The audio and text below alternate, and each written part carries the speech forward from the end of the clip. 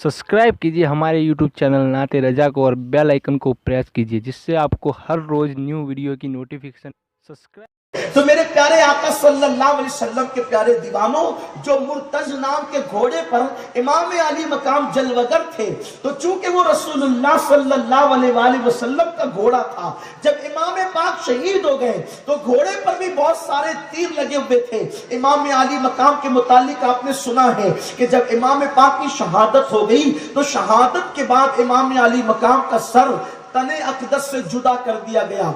इमाम का सर तने अक़दस से जब जुदा हो गया तो तने अक़दस से जुदा होने के बाद इमाम अली मकाम के ऊपर के कपड़े जालिमों ने उतार लिए और उतारने के बाद इमाम अली मकाम के वजूद नास को उन्होंने घोड़ों की टापों से कुचलना शुरू किया। उस वक्त वो घोड़ा बेकरारी के साथ चक्कर लगाता रहा और चक्कर लगाते हुए वो लाशों को सूंघता रहा। ये हयातुल खिफा का मुसन्निफ लिखता है, ये रिवायत में आज इसलिए पढ़ना चाहता हूं ताकि सुनियो तुम्हें पता चले कि जानवर को भी हुसैन से कितनी मोहब्बत है। मौला हुसैन पाक से जानवर भी कितनी मोहब्बत करता है।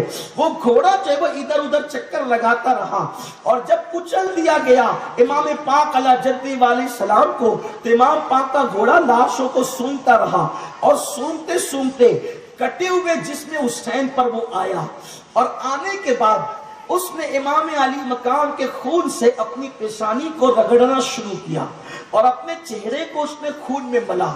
तो जिस वक्त अमर बिन साद और शिमर बदनिहा की नजर पड़ी घोड़े पर और घोड़े को अकीदत का ये इजहार करते हुए उसने देखा, जिसको देखना है हयातुल खिफा उठा करके देखे, मफहूम यही होगा उसका, अल्फाज अगरचे दूसरे हों। मेरे आका अलैहि सलाम के दीवानों, जब उसने खून अपने चेहरे पे मलना शुरू किया इमाम पाक का, तो शिमर ने और अमर बिन साद ने जो है कहा इसको पकड़ करके लाओ।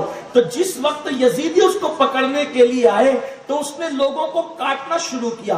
तकरीबन 26 यजीदियों को उसने कत्ल किया, काट काट करके अपनी टापों से 26 यजीदियों को कत्ल किया। घोड़े सामने लाए गए तो 9 घोड़ों को उसने मार डाला। ये इमाम पाक का घोड़ा था जो रसूलुल्लाह से इमाम पाक को मिला था, इमाम पाक का वो घोड़ा। उसके बाद फिर जो है जब वो इतने लोगों का कत्ल और 9 लोग घोड़ों का कत्ल जब देखा अमर साद ने, तो उसने कहा छोड़ दो जरा, देखो ये करता क्या है। तो फिर वो गया और इमाम पाक के जिस्म को सूंघ कर जो है वो चूमने लगा और उसके बाद फिर मजीद अपने सर को खून में डुबोया और डुबोने के बाद फिर जो है वो रोते हुए खैमे की तरफ आया। और जब खैमे की तरफ आया तो तब बीबियों को पता चला कि इमाम अली मकाम शहीद हो गए, क्योंकि जहां खैमे थे, खैमों से मैदान जो करबला का था वो काफी दूर था। बहुत आसानी के साथ खैमे में खड़े होकर के वो जंग का मंजर नजर नहीं आता था। खैमे से बाहर निकलने पर तो नजर आता था, लेकिन खैमे के अंदर से जंग का मंजर नजर नहीं आ सकता था। और बीबियां जो थी वो खैमे के अंदर थी, तो अभी तक के बीबियों को इत्तला नहीं थी कि उनका सुहाग गुजर गया। ज़ैनब को इत्तला नहीं थी कि उनका भाई जाम शहादत नोश फरमा चुका। सकीना को इत्तला नहीं थी कि वो यतीम हो चुकी है।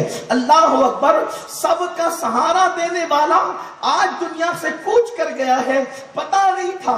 जिस वक्त वो घोड़ा आया और पुष्ट घोड़े की पुष्ट को जब बीबियों ने खाली देखा, तो खाली देखने के बाद ज़ैनब ने घोड़े से कहा, ज़ैनब ने घोड़े से पूछा तू अकेला आया है, मेरे भैया को कहां छोड़ा है?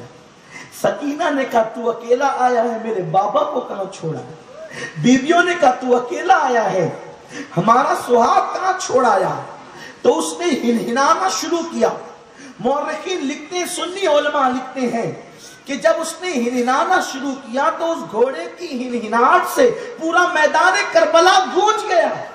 गोया कि वो घोड़ा रो रहा है गमे हुसैन में, इमाम पाक के गम में रो रहा है वो घोड़ा। और जब वो हिनहिनाता रहा और बीबियों ने भी रोना शुरू किया, तो फिर बीबियों का रोना उससे नहीं देखा गया। फिर वो दौड़ते हुए वहां से निकला और निकलने के बाद उसने फुरात में छलांग लगाई और अपनी जान जाने आफरी के हवाले कर दी। यानी कि उसने ये बताया कि जब मेरा इमाम मौजूद न रहा تو اب میں موجود رہ کر کے کیا کر سکتا ہوں؟ گویا کہ وہ گھوڑے نے بھی جو ہے زندگی اپنی ختم کر دی امام پاک کی محبت میں۔ یہ امام پاک سے محبت ہے، جانور کو جس پر امام پاک سوار ہوتے تھے، امام پاک جس پر بیٹھتے تھے۔ اس کے بعد میدان کربلا، پھر کربلا ہے، کربلا کی تپتی ہوئی ریت ہے، امام پاک کی شہادت ہوئی۔ شہادت امام پاک کے بعد سورج کو گہن لگ گیا۔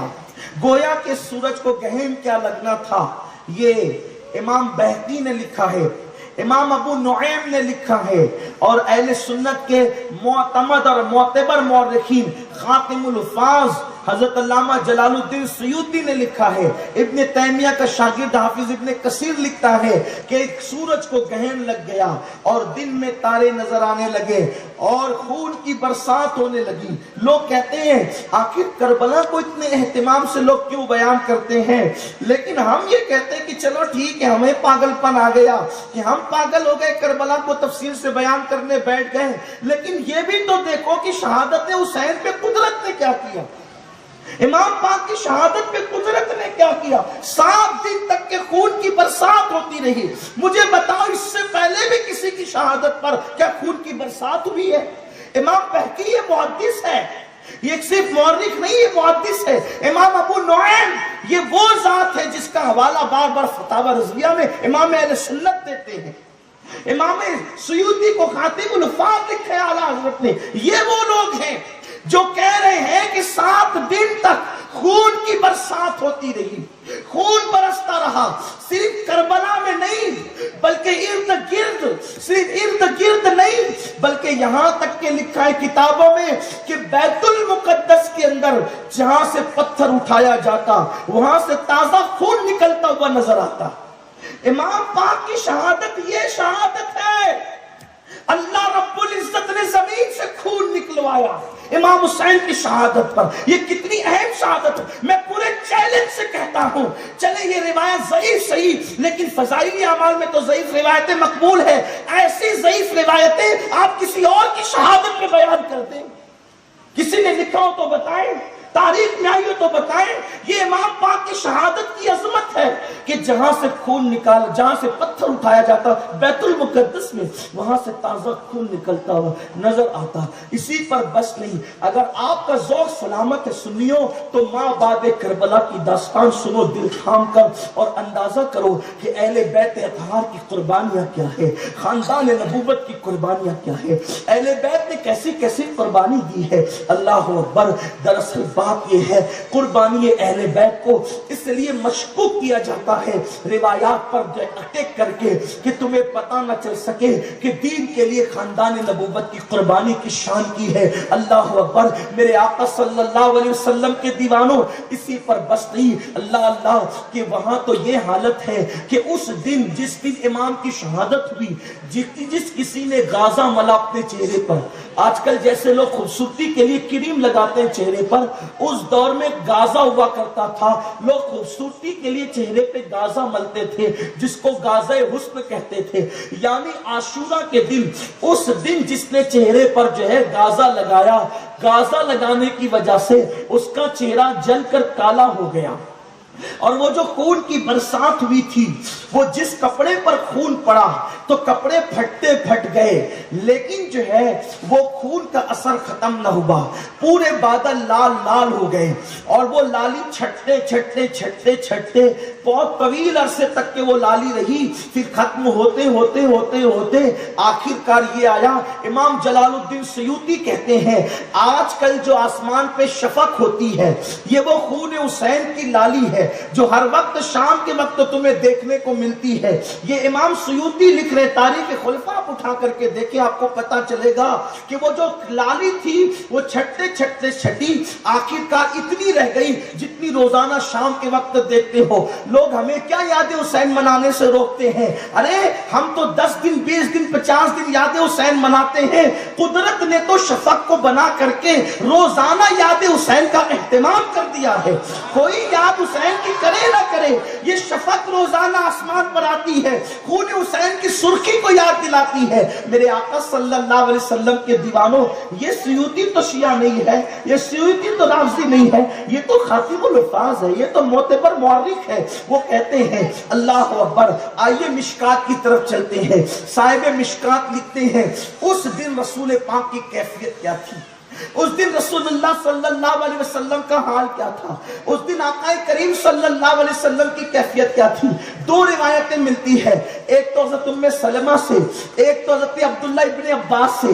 حبر الامہ سیدنا عبداللہ ابن عباس کہتے ہیں کہ میں جمعہ کے دن، عاشوراء کی تاریخ تھی 10 محرم، سو رہا تھا دوپہر کے وقت، تو اس وقت میں نے کیا دیکھا کہ اللہ کے حبیب صلی اللہ علیہ وآلہ وسلم کی زلفیں بکھری ہوئی ہیں اور لباس اقدس پر خون کے چھینٹے ہیں، اور آقا کریم رو رہے ہیں، اور حضور علیہ السلام کے ہاتھ میں خون کی بوتل ہے جس میں خون بھرا ہوا ہے۔ میں نے عرض کی یا رسول اللہ، اللہ خیر کرے، اللہ خیر کرے، اللہ آپ کو غم کا دن نہ دکھائے، میرے کریم آقا، میرے ماں باپ آپ پہ قربان، آج آپ کی زلفیں بکھری ہوئی ہیں، چہرے پر جو ہے وہ غبار کے آثار ہے، آنکھوں میں آنسو ہے، لباس پر خون کے دھبے ہیں، آقا کیا بات ہے؟ تو سرکار نے فرمایا اے عبداللہ، آج میرا بیٹا حسین کربلا میں شہید ہو گیا، میں صبح سے لے کر اب تک اس کا اور اس کے ساتھیوں کا خون اس بوتل کے اندر جمع کرتا رہا۔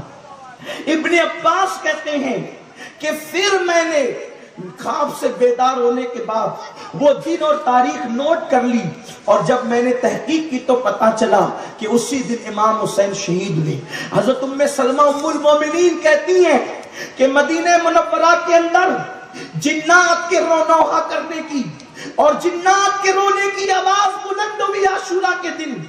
عاشوراء کے دن 61 ہجری کو محرم کی عاشوراء کے دن میں نے دیکھا کہ جنات کے رونے کی آواز آ رہی ہے، کیونکہ رسول اللہ کے وصال کے وقت جنات روئے تھے، اور اس کے بعد اگر جنات روئے تھے مدینہ منورہ میں تو عاشوراء کے دن 10ویں محرم کو رو رہے تھے اور کہتے تھے ہائے حسین شہید ہو گئے۔ ام سلمہ ام المومنین کہتے جب میں نے یہ آواز سنی تو میں نے کہا کہ جاؤ بھائی تحقیق کرو کہ جنات روتے ہوئے کہتے ہیں کہ حسین شہید ہو گئے، اور تحقیق کی گئی تو پتا چلا کہ میدان کربلا میں مولا حسین پاک کی شہادت ہو گئی۔ میرے پیارے آقا علیہ السلام کے پیارے دیوانوں، اب پتا چلا کہ یہ شہادت کتنی دردناک شہادت ہے، اس پہ جنات رو رہے ہیں، اس پہ جنات رو رہے ہیں، اس پر اللہ کے رسول رو رہے ہیں، اس پر امہات المومنین رو رہی ہیں۔ ایک صاحب کہتے ہیں، بلکہ خاتون کہتی ہے کہ میرا بچپنا تھا، جب میں ام المومنین ام سلمہ سے ملنے گئی تو دیکھی کہ آپ بیٹھی ہوئی رو رہی ہیں، آپ کی آنکھوں میں آنسو ہے،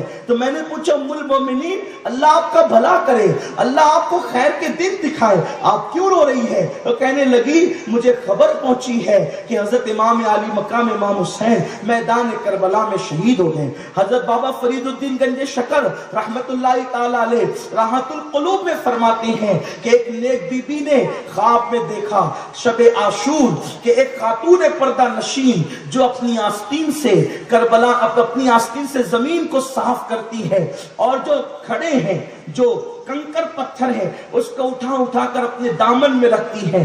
پوچھا اس بی بی نے، ایک بی بی نے، اے خاتون آپ کون ہیں اور آپ یہ زمین کیوں صاف کر رہی ہے اور یہ کنکریاں اٹھا کر آپ اپنے دامن میں کیوں رکھتی ہے؟ تو اس بی بی نے کہا کہ اے نیک خاتون، میں رسول اللہ کی بیٹی فاطمہ بنت محمد ہوں، اور یہ کربلا کی زمین ہے، آج 10ویں محرم کی شب ہے، شب عاشور ہے، اور کل صبح کو میرا بیٹا کربلا کی اسی زمین پر شہید ہوگا، تو یہ یہیں پہ گرے گا، تو میں اس کے گرنے سے پہلے یہاں سے کنکر اٹھا رہی ہوں تاکہ میرا بیٹا جب زمین پہ گرے تو اس کو کوئی کنکر نہ چپ جائے۔ اللہ اکبر، یہ امام پاک کی شہادت کا اہتمام ہے۔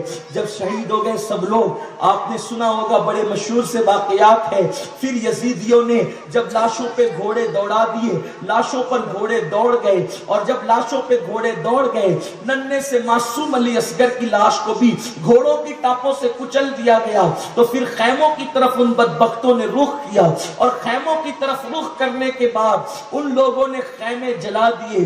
علی اصغر کا خیمہ، علی اصغر کا جھولا لوٹا.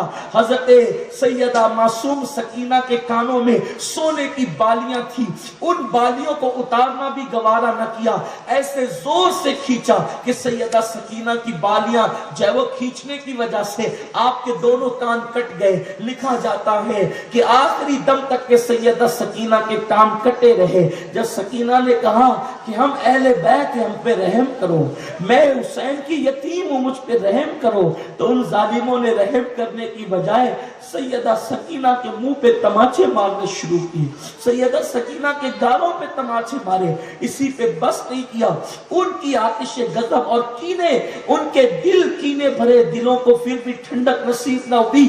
انہوں نے گہن دیکھنے کے بعد بھی، دن میں تارے چمکتے دیکھنے کے بعد بھی، دن میں رات کا سما دیکھنے کے بعد بھی ان کے دلوں پر ایسی مہر لگ گئی تھی، ان کے دل اتنے سخت ہو گئے تھے. ان بدبختوں کے دل سور سے زیادہ سخت ہو گئے تھے، پتھر سے زیادہ سخت ہو گئے تھے، بندروں سے زیادہ سخت ہو گئے تھے، بھیڑیوں سے زیادہ سخت ہو گئے تھے.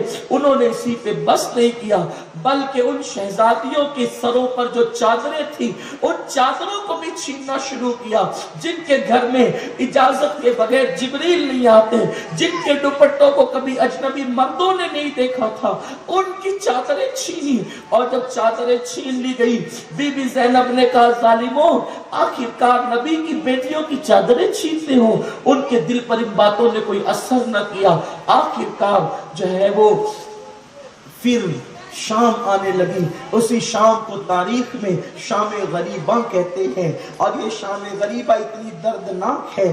بیویاں کھلے آسمان کے نیچے پڑی ہوئی ہیں، بیویاں کھلے آسمان کے نیچے پڑی ہوئی ہیں، اور اللہ اکبر، ظالم یزیدی جو ہے وہ دھوم دھام اپنے خیموں میں کر رہے ہیں، شراب پی رہے ہیں اور خوشی کا جشن منا رہے، فتح کا جشن منا رہے ہیں. آج وہ خوش ہیں. اور شام غریبہ میں ایک بیمار زین العابدین ہے جو بے ہوش ہے، سکینہ کا بھی کوئی ہوش نہیں ہے. اللہ اکبر. میرے آقا صلی اللہ علیہ وآلہ وسلم کے دیوانوں، ایسے میں یا تو فرات کی لہروں کی آواز آ رہی ہے، یا پھر جو ہے درندوں کے دہاڑنے کی آواز آ رہی ہے.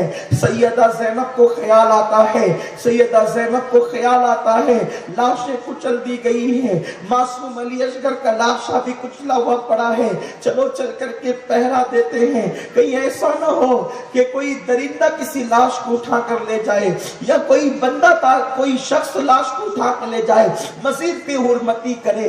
علی کی بیٹی نے اس وقت سوچا کہ لاشوں پہ پہرا دینے کے لیے ہاتھ میں کوئی ڈنڈا تو چاہیے، کوئی ہتھیار تو چاہیے. تو اللہ اللہ، وہ رات سیاہ تھی، تاریک رات تھی. جب ہاتھ ادھر ادھر ٹٹولا تو دیکھا کہ ریت میں پڑا ہوا ایک ٹوٹا سا خنجر سیدہ زینب کے ہاتھ میں آیا. سیدہ زینب نے ٹوٹا ہوا خنجر اٹھایا اور لاش پہ پہرا دینا شروع کیا. اب تک کہ سکینہ بے ہوش پڑی ہوئی تھی، سیدہ سکینہ بے ہوش تھی. سیدہ زینب اٹھی اور لاش پہ پہرا دیتی، ادھر سے آتی ادھر جاتی، ادھر سے آتی ادھر جاتی، ادھر سے آتی ادھر جاتی. اسی میں بہت وقت گزرا تو کیا دیکھا کہ وہ فرات سے جو لہروں کے اٹھنے کی یا فرات کے چلنے کی جو آواز آ رہی تھی، درندوں کے دھاڑنے کی آواز آ رہی تھی، اس آواز میں ایک تیسری آواز اچانک نمودار ہوئی، اور وہ سسکیوں کی آواز تھی. کسی کی سسکیوں کی آواز تھی، اور سسکیوں کی آواز وہاں سے آ رہی تھی جہاں پر لاشیں کچلی ہوئی پڑی ہوئی تھی. سیدہ زینب نے سوچا یہاں تو کچلی ہوئی لاشیں پڑی ہیں، یہاں سے سسکیوں کی آواز کیسے آتی ہے؟ جب آپ آواز پر چلتے ہوئے اندازے سے تشریف لے گئی تو کیا دیکھا؟ ایک ایسا کٹا ہوا لاشا ہے جس کے ہاتھ نہیں ہے. حالانکہ ان تمام لاشوں میں صرف ایک لاشا ایسا تھا جس کے ہاتھ نہیں تھے، وہ جناب عباس کا لاشا تھا.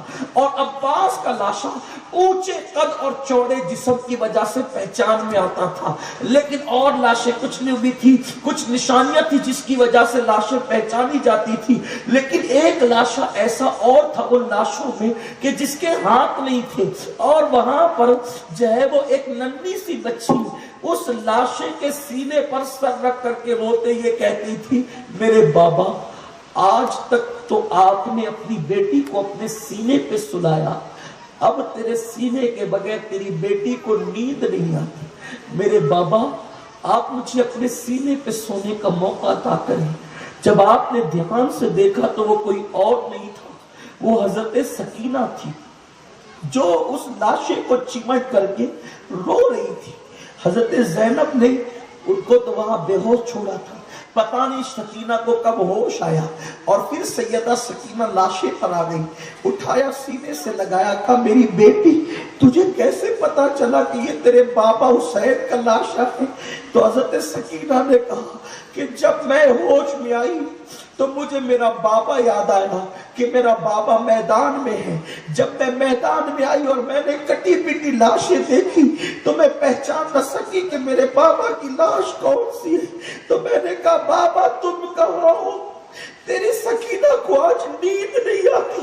تو اس وقت اسی لاش سے آواز آئی تھی, سکینہ میرا بابا یہاں ہے. تو تب میں نے پہچانا کہ میرا بابا یہاں ہے. حضرت سکینہ کو سینے سے لگا کر حضرت سیدہ زینب جو ہے پھر لے کر کے آئی, بیویوں کے سپرد کیا اور ٹوٹا ہوا خنجر لے کر کے جو ہے پھر پہرا دینے لگی. ایک حیرت انگیز بات آپ کو لگتی ہوگی کہ امام حسین کا تو سر کاٹا گیا تھا, امام پاک کا تو سر کاٹا گیا تھا, یہ ہاتھ کیسے چلے گئے تھے, ہاتھ کیسے کٹ گئے تھے؟ ہمارے علماء اور مفکرین نے کہا ہے کہ جس وقت امام حسین کا سر شہید کیا گیا, سر جسم سے کاٹا گیا, تو قدرت نے غیبی طور پر امام حسین کے ہاتھوں کو اٹھا لیا. امام حسین کے ہاتھ خود بخود غائب ہو گئے میدان کربلا سے. کیوں؟ اس لیے کہ لوگوں کو یہ خوف ہو سکتا تھا کہ امام علی مقام کا سر کٹ گیا. جیتے جی امام حسین نے اپنا ہاتھ یزید پلید کے ہاتھ میں نہیں دیا, تو بعد شہادت اگر یزیدی ان ہاتھوں کو کاٹ دے اور کاٹ کر کے امام حسین کی روح کو تکلیف پہنچانے کے لیے وہ ہاتھ لے کر جاتے اور کہتے حسین تو نے جیتے جی تو ہاتھ نہیں دیا, شہادت کے بعد تیرے ہاتھ ہم نے یزید کے ہاتھ میں رکھ دیے, یعنی تیری شکست ہو گئی. حسین نے زندگی میں اپنے ہاتھوں کی حفاظت کی, شہادت کے بعد قدرت نے ان ہاتھوں کو اٹھا لیا کہ جیتے جی تو نے حفاظت کی, شہادت کے بعد ہم نے حفاظت کی, تاکہ تیرے ہاتھ بعد شہادت بھی یزید کے ہاتھ میں نہ جانے پائے. یہ مولا حسین کی شان ہے, میرے مولا کی شان یہ ہے. اسی لیے تو سرکار غریب نواز کہتے ہیں شاہ است حسین, شاہ است حسین, بادشاہ است حسین, دین است حسین, دی پناہ است حسین, سرداد نہ داد دست در دست یزید, حقا کی بنائے لا الہ است حسین.